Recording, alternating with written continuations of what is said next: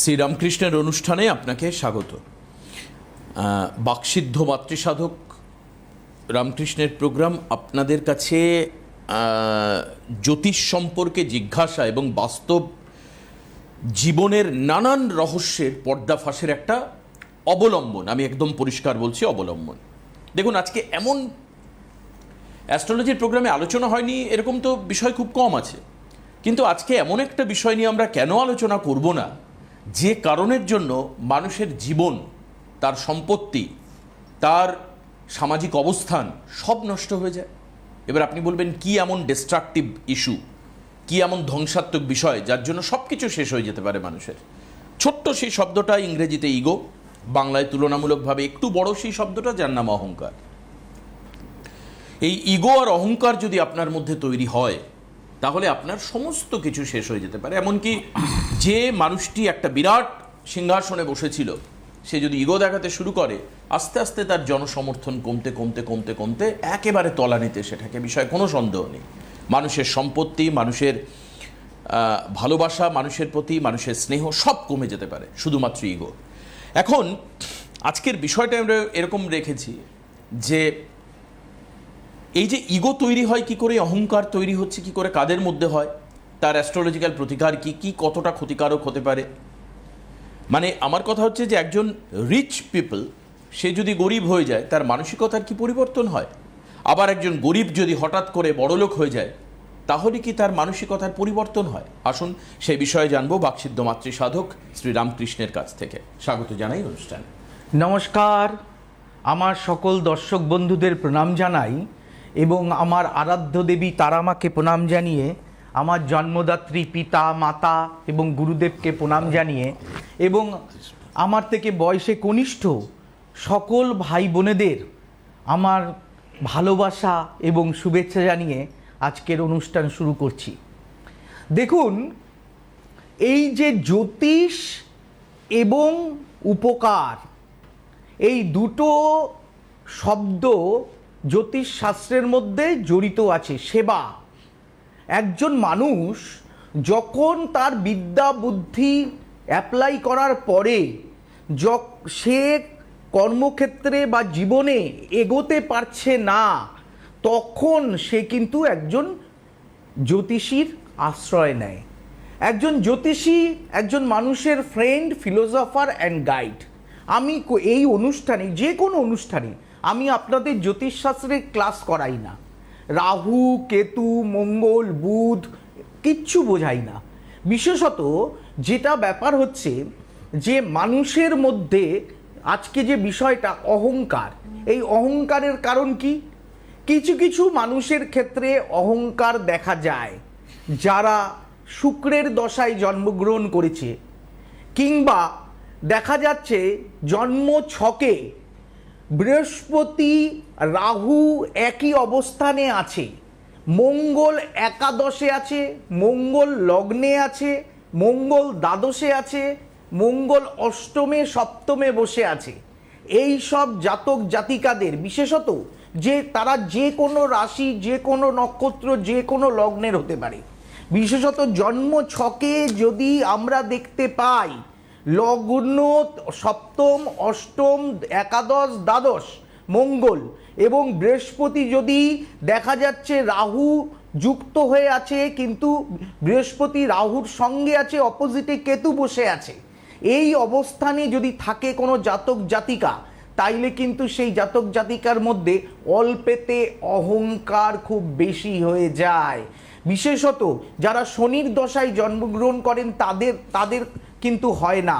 বিশেষত শুক্র, মঙ্গল এবং বুধের দশায় যারা জন্মগ্রহণ করে সে সকল জাতক জাতিকাদের কিন্তু একটা অহংকার বোধ, হঠাৎ অর্থ চলে এসছে, হামবাদশা ভাব, আমি বিশাল বড় কিছু, আমি কখনো মাটির সঙ্গে পা দিয়ে চলিনি, আমি এটা পারি না, আমি এটা করতে পারি না। আদৌ সব পারে, কিন্তু সব করেছে, কিন্তু এখন এমন অবস্থায় দেখা যাচ্ছে সে একজন বিশাল ব্যাপার হাবভাব। হ্যাঁ, এলাকায় খুঁজে দেখবেন খেতে পেত না এমন মানুষ এখন অর্থ হয়ে গিয়ে হ্যাঁ এমন অবস্থা হয়ে দাঁড়িয়েছে যে সে মানুষকে মানুষ বলে মনে করছে না। এই যে মানুষকে মানুষ বলে মনে করছে না, এই মানুষের পতন কিন্তু খুব শীঘ্রই চলে আসবে। তার কারণ গ্রহের অবস্থান কিন্তু সবসময় একই অবস্থানে থাকে না। হয়তো কিছু একটা সুযোগ সুবিধা তিনি ভোগ করে এই অবস্থায় কিন্তু এসছেন। মনে রাখতে হবে আরেকটা বিশেষত, আমি দেখি যে বহু মানুষ, আমি নিজের ফোন নিজে তুলি, আপনারা আমাকে যখনই ফোন করেন তা আমি ভাবি যে সমস্যা নিয়ে আছেন, আমি ফোনটা তুলি। কিন্তু কিছু কিছু মানুষ আছেন তারা অকারণে অহেতুক ডিস্টার্ব করার জন্য ফোন করেন। এই ফোনগুলো এইবার কিন্তু আমি বেছে বেছে ফোনগুলো কিন্তু নেব আপনাদের, কারণ আপনারা আমাকে যখন লাইভ ছাড়াও ফোন করলে আমাকে পান, আমাকে খুব ইজি ভেবে অনেকে ফেলেন যে, কারণ আমি দেখেছি যে অনেকে যারা বিশাল বড় কিছু হাবভাব দেখায় তাদের কিন্তু মানুষ বড় ভাবে, কিন্তু যারা মাটির সঙ্গে চলে তাদের ছোট ভাবার কিন্তু কোনো জায়গা কিন্তু নেই।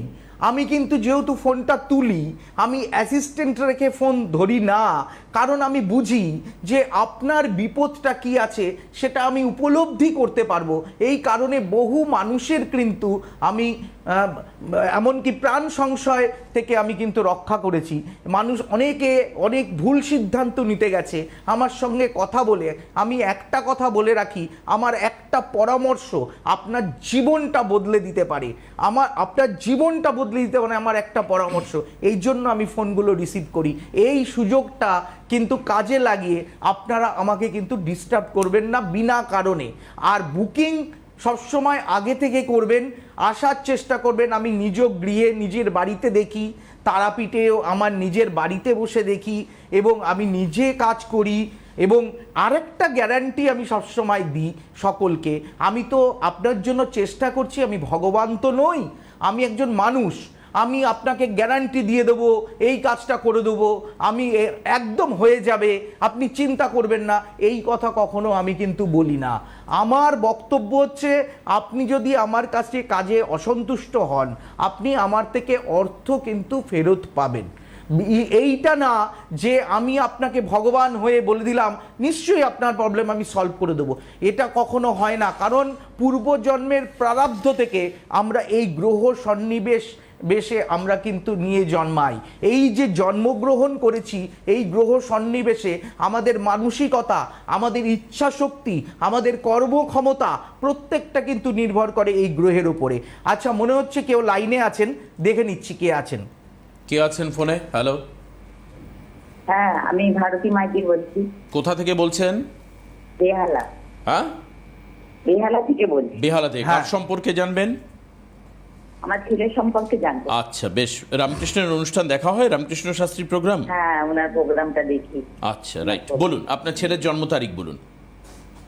5/4/1994। 5/4 বললেন? হ্যাঁ 5/4/1994। হ্যাঁ। আচ্ছা, টাইম বলুন,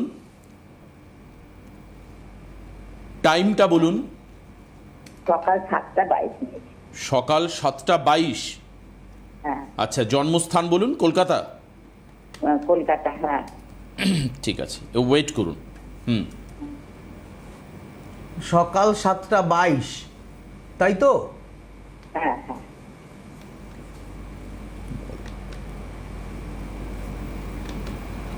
সেদিন মঙ্গলবার ছিল তো? হ্যাঁ হ্যাঁ, মঙ্গলবার ছিল। মেষ লগ্ন, মকর রাশি, শ্রবণা নক্ষত্র, দশমী, কৃষ্ণপক্ষে জন্ম। হ্যাঁ, আপনার জানা আছে কি? হ্যাঁ, এটা জানি। আচ্ছা, এবারে যেটা দেখা যাচ্ছে জন্ম ছকে এখানে রাহু কেতু নিচস্থ। জানা। হ্যাঁ, হ্যালো, কি বলছেন আপনি? হ্যাঁ হ্যাঁ, বলবো। বুঝলাম না, কি বলছেন? হ্যালো। হ্যাঁ হ্যাঁ, বলুন। হ্যাঁ বলুন, কি বলছেন আপনি, বলুন। হ্যাঁ, আমি ছেলের চাকরি সম্পর্কে একটু জানতে চাই। দাঁড়ান, না, না, আপনি দাঁড়ান, আমাকে আপনি আগে দাঁড়ান। শুনে নিন, এত লগ্নের অধৈর্য করে কি দ্বিতীয় করে হবে? কেতু, তৃতীয়, চতুর্থ, পঞ্চম, ষষ্ঠ, সপ্তম, অষ্টম, নবম, দশম, একাদশ, দ্বাদশ। এখানে যেটা দেখা যাচ্ছে, ছেলে কিন্তু কেতু, দ্বিতীয় কেতু অবস্থান করছে। আচ্ছা, ওর প্রাইভেট চাকরি হবে, বুঝতে পেরেছেন? আচ্ছা আচ্ছা। ওর প্রাইভেট চাকরি হবে। আমার মনে হচ্ছে যত সম্ভব ও মানে সায়েন্স নিয়ে পড়াশোনা করেছে। হ্যাঁ, মাইক্রোবায়োলজি এমএসসি করেছি। হ্যাঁ, এটা নিয়ে পড়াশোনা, কিন্তু ওর কিন্তু এখানে private চাকরি, চাকরি আপনি প্রাইভেট বলছেন। চাকরি রয়েছে। এখানে কিন্তু চাকরি দেখতে পাচ্ছি না অক্টোবর নভেম্বরের আগে। অক্টোবর নভেম্বর মাসের আগে কিন্তু আমি ভালো চাকরি কিন্তু লক্ষ্য করতে পারছি না। আচ্ছা আচ্ছা। হ্যাঁ, ওর কিন্তু এই ছন্ন ছাড়া যোগটা কাটাতে হবে। এবং ওর বর্তমানে এই যে বৃহস্পতি শনি অবস্থান করছে, হ্যাঁ, এবার বিংশোত্তরী মতে এই যে অবস্থানের যে দশার প্রতিকার কিন্তু করতে হবে, দশা এবং অন্তর্দশার। হ্যাঁ, এবং প্রতিকার করতে হবে। আর একটা কথা মনে রাখতে হবে, ওর মধ্যে কিন্তু উগ্র ভাব বর্তমানে প্রচুর চলে আসবে, একটা উগ্রতা। হ্যাঁ, মানে রাগ, তেজ, জেদ, ক্রোধ এগুলো চলে আসবে। আচ্ছা আচ্ছা বললে হবে না, আগে বলুন যে এগুলো এসছে কিনা, সেগুলো তো আমরা জানবো। হ্যাঁ হ্যাঁ হ্যাঁ, কথায় মানে কথায় একটু রেগে যাই। অল্প কথায় রেগে যাওয়া হচ্ছে এরকম? হ্যাঁ, হ্যাঁ হ্যাঁ, হচ্ছে মানে হচ্ছে, আপনি হচ্ছে। ভালোর জন্য বললেন কিন্তু খেপে গেল, একদম, হয় এরকম? একদম একদম এবং একদম। আরেকটা কথা দেখবেন, সবসময় একটা হুটফাট ভাব। জল খাচ্ছে, জলের বোতলটা এরকম করে জল খাচ্ছে, যে কোনো জায়গায় একটু ধীর স্থির ভাব ব্যাপারটা ভাব নেই। কিন্তু লক্ষ্য করা যাচ্ছে না। একটা চঞ্চল মানসিকতা কিন্তু ওর মধ্যে কাজ করছে। এবং আরেকটা কথা, বিশেষত কিছু মানে যারা কাজের নয় এরকম মানুষের ফোনও বেশি রিসিভ করছে। মানে কথাবার্তা বলা, উল্টো পাল্টা কাজের ব্যাপার ছাড়া অন্য বিষয়ে, হ্যাঁ, কিছু মানুষ, বন্ধু বান্ধব বলুন বা আত্মীয় স্বজন বলুন, তাদের ফোনগুলো ও বেশি করে রিসিভ করছে। বর্তমান সময় মেন্টালি ও একটা মারাত্মক মানে জটিলতার মধ্যে রয়েছে। এই জায়গাটা কিন্তু ঠিক করতে হবে। হ্যাঁ, ও যতক্ষণ পর্যন্ত ও নিজে একটা সঠিক জায়গায় না আসবে, ও ততক্ষণ পর্যন্ত চিন্তা ভাবনাগুলো, ও বৃহস্পতি ভঙ্গ কালসর্প যোগ রয়েছে, এই কালসর্প যোগটা কিছুটা ওকে ডিস্টার্ব করবে। এই জায়গাটা কিন্তু লক্ষ্য করতে হবে এবং সঠিক প্রতিকার বা প্রতিবিধানের মাধ্যমে ওকে কিন্তু একটা জায়গায় পৌঁছে দেওয়া যাবে। হ্যাঁ, আপনার আরও আগে ওকে কিন্তু প্রতিকার বা প্রতিবিধান করা উচিত ছিল, কিন্তু ওকে নিয়ে এসে। হয়নি। ওর এই চাঞ্চল্য আগে দূর করুন, ওর কর্মজীবনের স্থায়িত্ব নিয়ে আসুন। হ্যাঁ, যেটা রামকৃষ্ণদা বলছেন, কর্মজীবনের স্থায়িত্ব আনতে গেলে ওকে মানসিক চাঞ্চল্য, উৎকণ্ঠা, এই যে স্টিগম্যাটিক এগনির মধ্যে দিয়ে যাচ্ছে সেটাকে দূর করতে হবে, না হলে জীবন উন্নত। যাদের এই ধরনের প্রবলেম হচ্ছে তারা যোগাযোগ করতে পারেন। মানসিক স্থিতি হচ্ছে আগে দরকার, শান্তি। 9038002022 অ্যাস্ট্রোলজিক্যাল অ্যানালিসিস এবং প্রতিকারের জন্য। বোঝা যাচ্ছে? এবার আমি রামকৃষ্ণদাকে জিজ্ঞেস করি, আপনার একাধিক চেম্বার আমি অ্যানাউন্স করব, কিন্তু তার আগে আপনি বলুন, খুব সম্ভবত 4 এবং 5 এই মাসে আপনার মুম্বাইতে একাধিক জায়গায়, ইভেন আমি এটাও বলে দিই যে সেলিব্রিটির সঙ্গে সাক্ষাৎকার ছিল, তার বাড়িতেও অ্যাস্ট্রোলজি ছিল। এবার আপনি আমাকে বলুন তার এক্সপিরিয়েন্স কেমন গেল, মানে একেবারে বাণিজ্য শহর, পশ্চিমের শহর, সেখানে আপনি কিরকম ফিল করলেন গিয়ে? না না, খুব ভালো গেছে আমার। মোটামুটি আমি যা দেখলাম, বম্বেতে প্রচুর মানুষ আমাকে দেখাতে এসছেন, কিন্তু বৃষ্টি প্রচুর ছিল। হ্যাঁ, অত্যাধিক বৃষ্টির জন্য কিছু মানুষ, আজ প্রায় 30-35 জন বুকিং ছিল প্রথম দিন, কিছু মানুষ আসতে পারেননি অত্যাধিক বৃষ্টির জন্য। কন্টিনিউয়াস বৃষ্টি হয়ে যাচ্ছে মুম্বাইতে। আমি আবার যাব, আমি মোটামুটি 2 মাস বাদে আবার মুম্বাইতে আমি যাব। সেখানে যারা যারা এবারে মিস করেছেন কিন্তু তারা ফিস জমা করে দিয়েছেন আমাকে অনলাইনে, তারা কিন্তু অবশ্যই আমার সঙ্গে দেখা করতে পারবেন। আমি নেক্সট ডেটটা আমি যে ঘোষণা করে দেবো, সেই নেক্সট ডেটে আপনারা আমার কাছে আসতে পারেন। আর যাদের যাদের আমি প্রতিকার বা প্রতিবিধান দিয়েছি মুম্বাইতে বসে, এবং তাদের থেকেও তারাও আসবেন এবং তারা কি পরিমাণ উপকার পেয়েছেন এটা আমার জানা অবশ্যই প্রয়োজন। হ্যাঁ, কারণ আমি শুধু দিয়েছি আপনাকে, অর্থ নিয়েছি সেটা নয়, আমি জানতে চাই যে কত পরিমাণ, কি পরিমাণ আপনারা এটা রাখার পরে আমার জিনিস দ্রব্য এবং প্রতিকার করার পরে কি পরিমাণ প্রতিকার আপনারা পেয়েছেন এবং কতটা উপকৃত হয়েছেন এইটা কিন্তু আপনারা আমাকে একটু লিখে দিয়ে যাবেন, কারণ আমি এগুলো রেখে দিই, জমা করে দিই আমার স্টাডির জন্য। আপনারা আমি যে 2 মাস বাদে যাব আপনাদের কাছ থেকে জানবো যে আপনারা কি পরিমাণ কাজ উপকৃত হয়েছেন বা কি সুযোগগুলো পেয়েছেন বা কি জন্য যে অশান্তিগুলো হচ্ছিল বা যে কর্মক্ষেত্রে যে কাজগুলো আসছিল না তার জন্য কি উপকার আপনারা পেয়েছেন, এটা কিন্তু আমি জানতে চাইবো। ঠিক, আমি এবার আসবো আরেকটি পরের ফোনে। একজন রয়েছেন, কে আছেন ফোনে? হ্যালো। হ্যালো, হ্যাঁ বলুন, কে বলছেন? আমি কাকিনাড়া থেকে বলছি। নমস্কার। আচ্ছা, হ্যাঁ, নমস্কার। নমস্কার। আপনাকে কার সম্পর্কে জানবেন? আমি আমার সম্পর্কে জানতে চাই। আমার এক বন্ধু গেছিল আপনার কাছে, আচ্ছা, তো কি উপকার পেয়েছে উনি? কি জন্য এসেছিল, কেন এসেছিল? ওনার চাকরির ব্যাপারে। চাকরি পেলো কি নাকি না? হ্যাঁ হ্যাঁ হ্যাঁ, চাকরি ব্যাস, পেয়েছে, আরো বেটার যা বলেছে সঠিক প্রতিকার হলে জীবনে সঠিক লক্ষ্যে পৌঁছানো যাবে। এটা দেখুন, পরিষ্কার। আমি কিন্তু গ্যারান্টি দিয়ে কাজ করি যে আপনার অর্থ নষ্ট হবে না আমার কাছে আসলে। এই না আমি আজকে আপনাকে প্রতিকার প্রতিবেদন দেব, আপনি ফোন করবেন, ফোনে আমাকে পাবেন না তা না। প্রতি মুহূর্তে 24 আওয়ার্স আপনি আমাকে ফোনে পাবেন এবং আমি প্রতিকার বা প্রতিবিধান দেব এবং কীভাবে আপনাকে কাজ করতে হবে, কত পরিমাণ কি হচ্ছে না হচ্ছে সমস্ত কিছু খোঁজখবর আমি নিজেই নেই। এই জন্য মানুষ আমাকে এতটাই ভালোবাসেন, আজকে প্রায় 25 বছর ধরে মানুষ আমার কাছে প্রতিনিয়ত কিন্তু আসছেন। হ্যাঁ, আপনি বলুন আপনার ডেট অফ বার্থটা বলুন। 3/2/89। 3/2/1989। 1989। টাইম বলুন। 3:30 PM। 3:30 PM মানে দুপুরবেলা? হ্যাঁ হ্যাঁ। আচ্ছা, জন্মস্থান কোথায়? কাকিনাড়া। কাকিনাড়া।